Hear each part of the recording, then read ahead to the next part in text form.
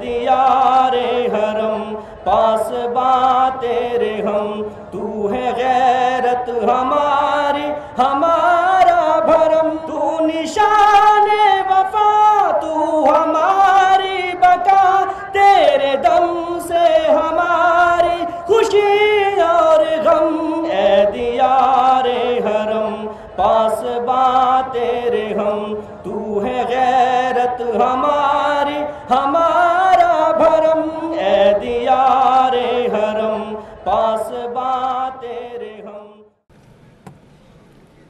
اعوذ باللہ من الشیطان الرجیم، بسم اللہ الرحمن الرحیم، نحمدہ ونصلی علی رسولہ الکریم۔ اولم یروا انا جعلناہ حرما آمنا ویتخطف الناس من حولہ۔ میرے انتہائی قابل احترام مہمانان گرامی، سعودی عرب، فلسطین، مسجد اقصی اور برادر اسلامی ملک ترکی، قطر، بحرین کے معزز مہمانان گرامی، میں دل کے گہرائیوں سے پورے پاکستان کے دینی اور مذہبی حلقوں کی طرف سے، علماء کی طرف سے، مدارس دینیہ کی طرف سے آپ کو یہاں پاکستان آمد پر اعماق قلب سے خوش آمدید اور مرحبا کہتا ہوں۔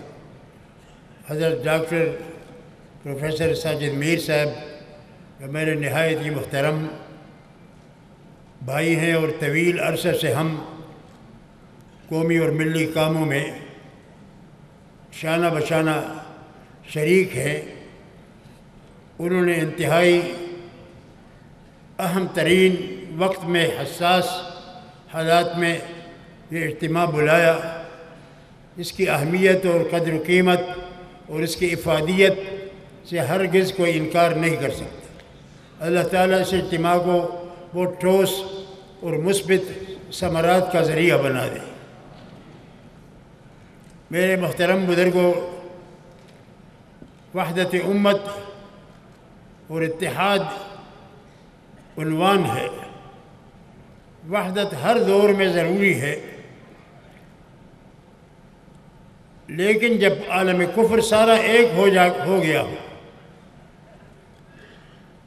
اور میرے خیال میں 1400 سال میں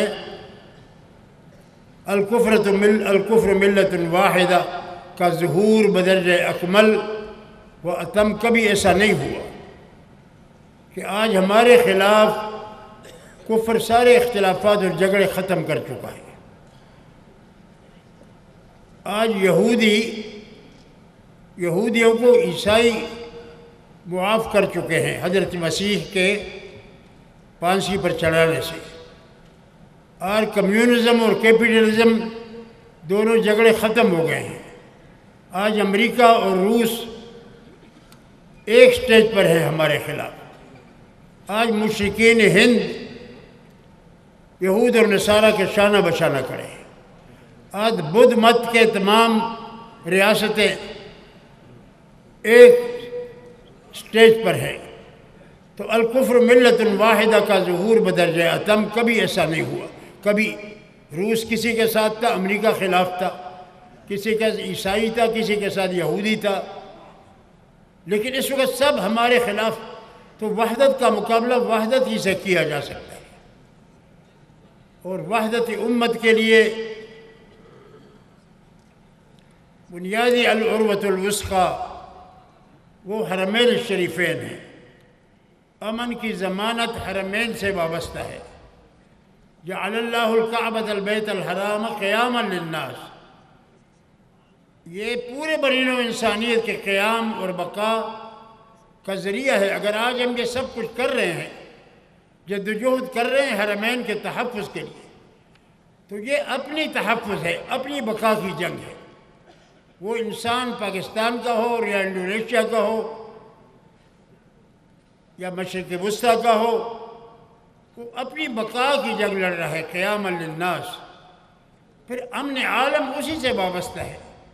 وَإِذْ جَعَلْنَا الْبَيْتَ مَثَابَةً لِلنَّاسِ وَأَمْنًا، جعل اللہ، تو بیت بسابت اور امن کی جگہ ہے، اور اولم یروا انا جعلناہ حرما آمنا ویتخطف الناس من حولہ، تخطف یہی دہشت گردی ہے، جس کی تعبیر عربی میں تخطف، اللہ نے ارہابیت کا ایک مفہوم بیان کیا۔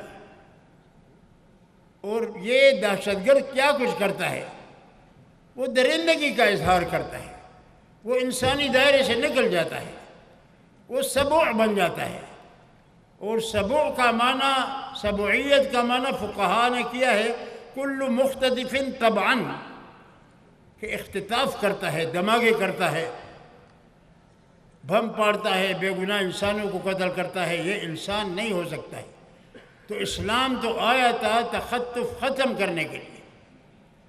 آج تخطف کی ساری صورتیں اسلام کے گلے ڈالی جا رہی ہیں۔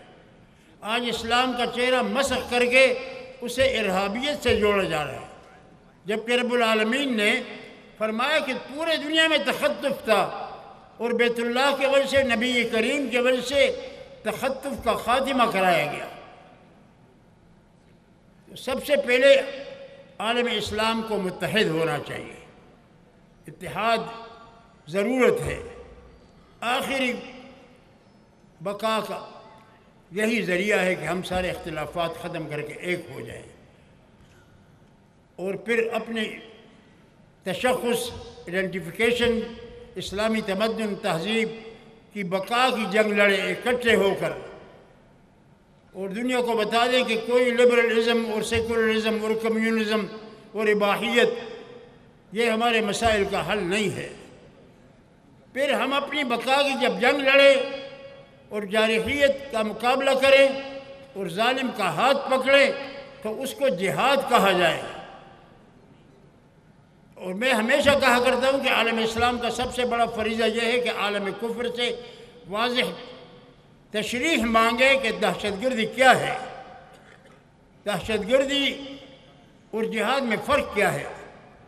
اگر افغانستان میں روس سوویت یونین کے خلاف جنگ لڑی جا رہی ہے تو وہ جہاد ہے، اور امریکہ اور ناٹو کے خلاف جنگ لڑی جائے تو وہ دہشت گردی ہے۔ اگر فلسطین کے لوگ اپنی بقا اور وجود کی جنگ لڑیں، ارض مقدس فلسطین کی، تو ان کا کوئی حق نہیں ہے اپنی جنگ لڑنے کا، اپنی بقا اور آزادی کی جنگ لڑنے کا۔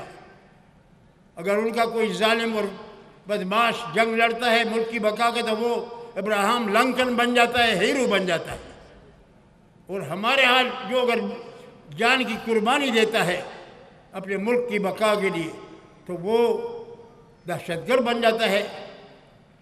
کیا کشمیر کے لیے لڑنا وہ دہشت گردی ہے اور جہاد نہیں ہے؟ آخر جہاد اور دہشت گردی کے حدود اور قیود متعین کیا جائے، پھر سارے مل کر گویا اقوام متحدہ اور اس سب کو مجبور کرے کہ ہمارے لیے حدود متعین کرو کہ ہمیں آزادی کی جنگ لڑنے کا حق ہے یا نہیں۔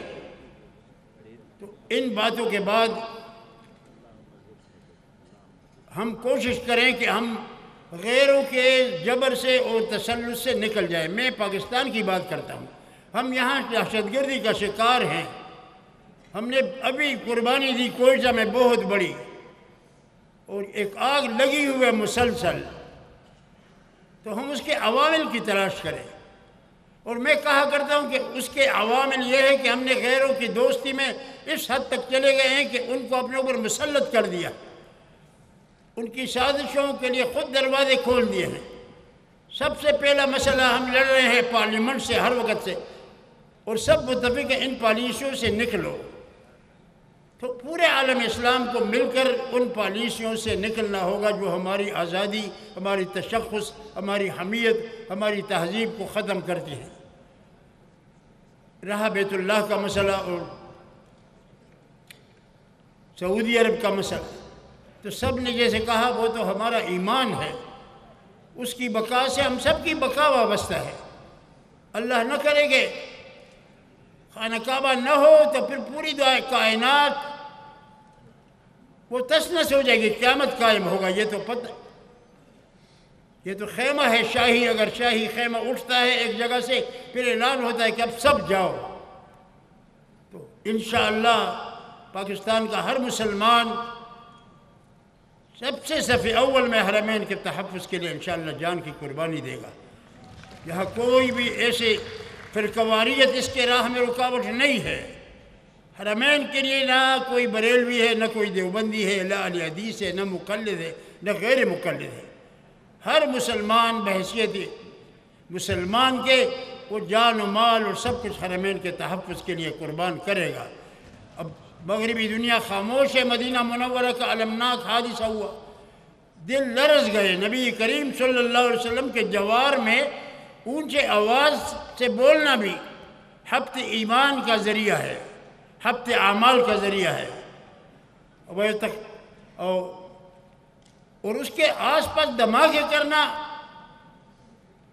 اونچی آواز جب منع ہے تو اس دھماکے کے کتنے اثرات ہوں گے، کتنی نحوست ہوگی۔ ہمارے دل زخمی ہے لیکن مغرب خاموش ہے۔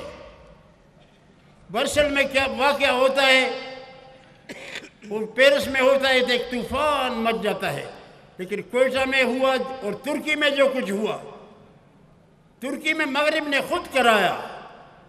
ترکی کے خلاف اس بغاوت کے جرم میں مغرب شریک ہے، تو ہماری آنکھیں کھلنی چاہیے۔ ترکی ہمارے ماتھے کا جومر ہے۔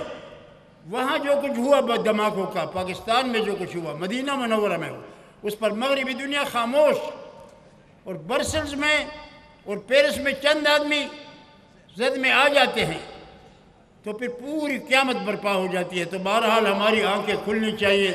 اس ایسے کانفرنسوں کی بڑی ضرورت ہے۔ میں معزز مہمانوں کا دل کی گہرائیوں سے خیر مقدم کرتا ہوں، اور جناب محترم زہرانی صاحب ہمارے بہت مخلص اور دوست ہیں۔ ہم چاہتے ہیں کہ ان کے ذریعہ پاکستانی عوام کے تمام جذبات سعودی مسلمانوں کو پہنچ جائیں۔ وآخر دعوانا الحمدللہ۔